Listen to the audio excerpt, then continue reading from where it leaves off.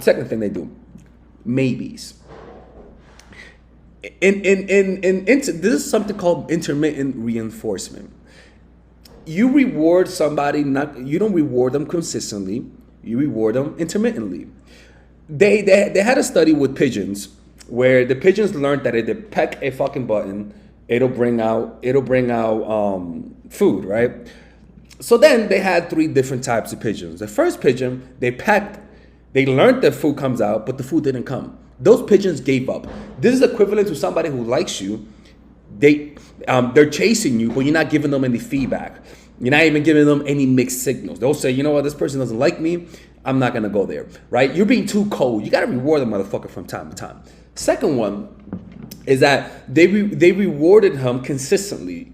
The pigeon after that, when the pigeon were able to get the reward consistently, stopped being so excited. The brain didn't release as much dopamine, and they actually took the food for granted. And this is what happens with the food that we have today. Yo, you don't understand. Food is not about taste. Food back then was about availability because there barely was any food. So anytime you have food, it was incredible, right? And your brain had a huge reward. The third group was they were rewarded intermittently. They didn't know when they were gonna get food once they pecked it. Those pigeons went wild, ladies and gentlemen. Those pigeons, they started going full exorcist mode, right?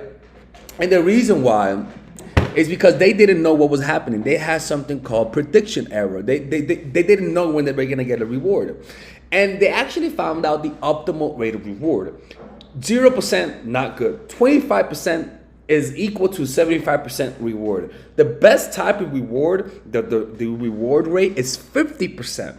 50% of the time, if they get a reward for something, they'll keep coming back at an optimal rate. It's the optimal reward rate. Let me read this actually. And the reason why this works, listen to this, is because the dopamine rises in anticipation, right?